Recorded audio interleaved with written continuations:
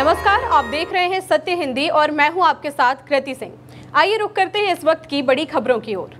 America ने Iran से तेल और पेट्रोकेमिकल खरीदने के आरोप में भारत की 6 कंपनियों पर सख्त प्रतिबंध लगा दिए हैं। विदेश विभाग का कहना है कि इन कंपनियों ने अमेरिकी आदेशों का उल्लंघन करते हुए ईरानी तेल और केमिकल उत्पादों का करोड़ों डॉलर का व्यापार किया।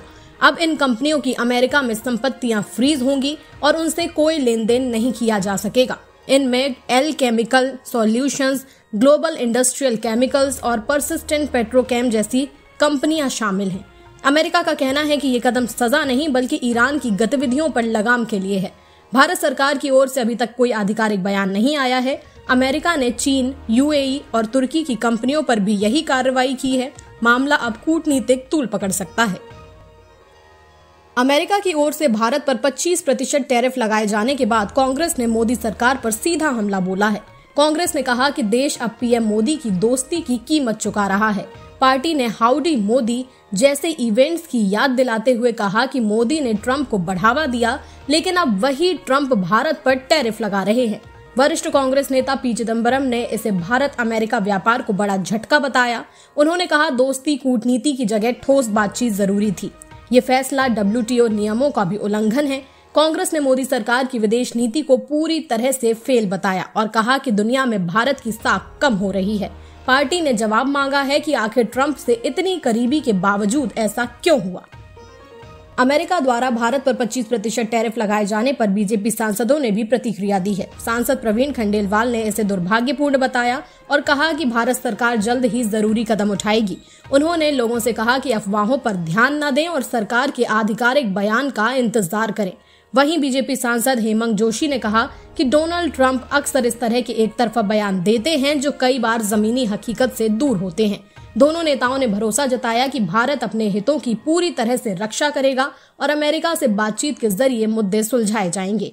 ये बयान ऐसे समय में आया है जब विपक्ष सरकार पर विदेश नीति में विफलता का आरोप लगा रहा है। अमेरिकी राष्ट्रपति डोनाल्ड ट्रंप ने भारत से अमेरिका को निर्यात होने वाली वस्तुओं पर 1 अगस्त से 25% टैरिफ और रूस से तेल व हथियार खरीदकर दंड लगाने की घोषणा कर दी है। ट्रंप ने भारत को मित्र बताया, लेकिन आरोप लगाया कि भारत के टैरिफ दुनिया में सबसे ज्यादा हैं और गैर मौद्रिक अवरोध भी भारी हैं। जवाब में भारत सरकार ने कहा कि वो इस फैसले के प्रभावों का अध्ययन कर रही है और राष्ट्रीय हित की रक्षा के लिए सभी जरूरी कदम उठाएगी। वाणिज्य मंत्रालय ने कहा कि भारत एक निष्पक्ष और संतुलित व्यापार समझौते के लिए प्रतिबद्ध है। फरवरी 2025 से दोनों देशों के बीच व्यापार समझौते पर बातचीत चल रही थी, लेकिन ट्रंप की अचानक घोषणा से वार्ता को झटका लग सकता है। सरकार ने MSME और किसानों के हित सुरक्षित रखने की बात भी दोहराई है। अमेरिकी राष्ट्रपति डोनाल्ड ट्रंप ने कहा है कि अमेरिका और पाकिस्तान ने एक तेल विकास समझौता किया है, जिसके तहत दोनों देश मिलकर पाकिस्तान के विशाल तेल भंडारों को विकसित करेंगे। ट्रंप ने social media platform truth social पर बताया कि अब एक तेल कंपनी के चयन की प्रक्रिया चल रही है।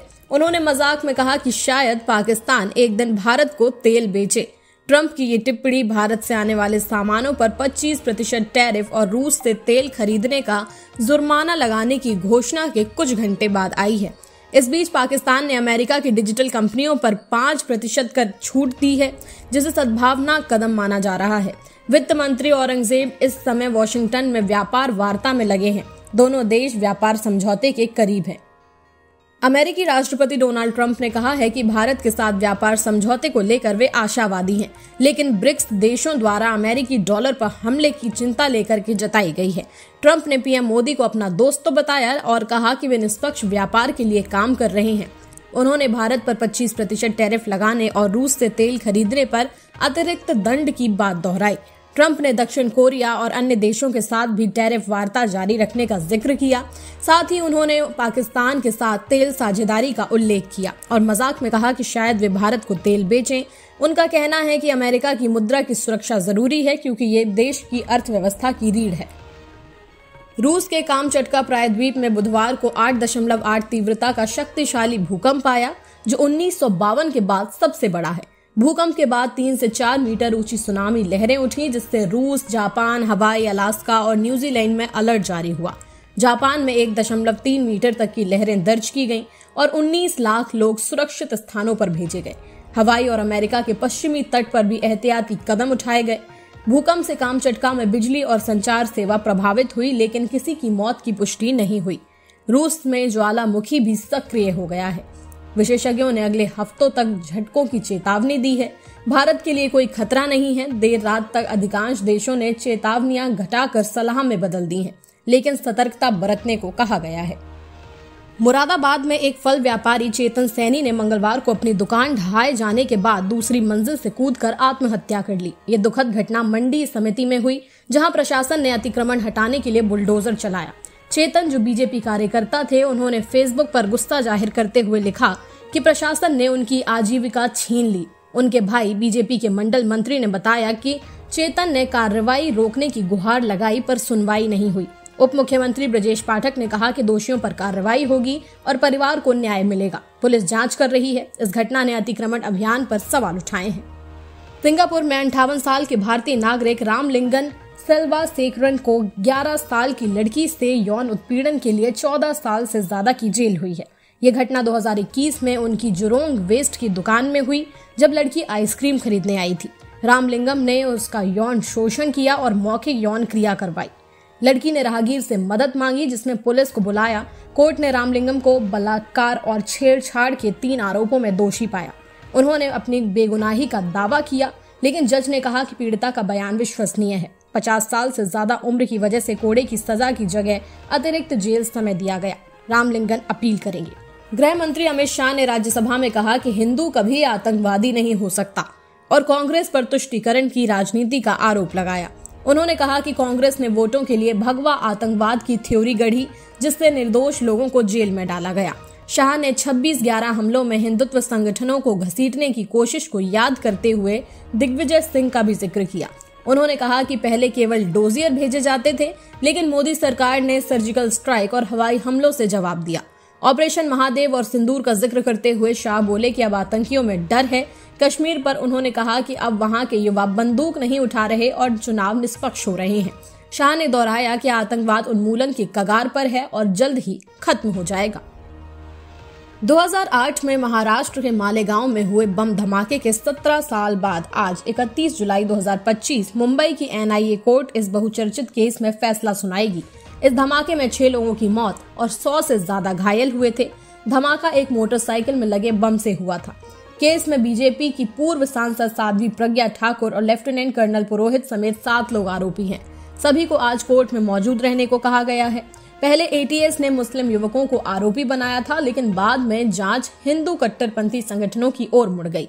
केस में साजिश, हत्या और UAPA के तहत आरोप लगे हैं। इस फैसले पर देश भर की नजरें टिकी हैं, क्योंकि इसका असर राजनीति और आतंकवाद से जुड़ी जांच प्रक्रियाओं पर पड़ सकता है। इसरो और नासा के साझा मिशन निसार सैटेलाइट को बुधवार शाम 5:40 पर श्रीहरिकोटा से GSLV-F-16 रॉकेट के जरिए सफलतापूर्वक लॉन्च किया गया। ये पहला मौका है जब GSLV ने किसी सैटेलाइट को सूर्य समकालीन कक्षा में स्थापित किया। 2392 किलो वजन वाला निसार सैटेलाइट दोहरे बैंड रडार तकनीक से लैस है और हर 12 दिन में पूरी पृथ्वी का स्कैन करेगा। ये भू विकृति, बर्फ की गति और वनस्पति जैसे बदलावों की निगरानी करेगा। केंद्रीय मंत्री जितेंद्र सिंह ने इसे आपदा प्रबंधन और जलवायु निगरानी में क्रांतिकारी कदम बताया। निसार का डेटा सभी के लिए मुफ्त उपलब्ध रहेगा। ये मिशन भारत अमेरिका अंतरिक्ष सहयोग का एक बड़ा उदाहरण है, जिसमें दोनों देशों ने तकनीकी योगदान दिया। लॉन्च के साथ ही सैटेलाइट से पूरा सिग्नल भी प्राप्त हो गया है। फिलहाल के लिए इतना ही। देश दुनिया की बड़ी खबरों के लिए देखते रहिए सत्य Hindi.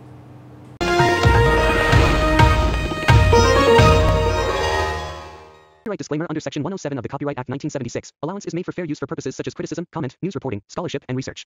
Fair use is a use permitted by copyright statute that might otherwise be infringing.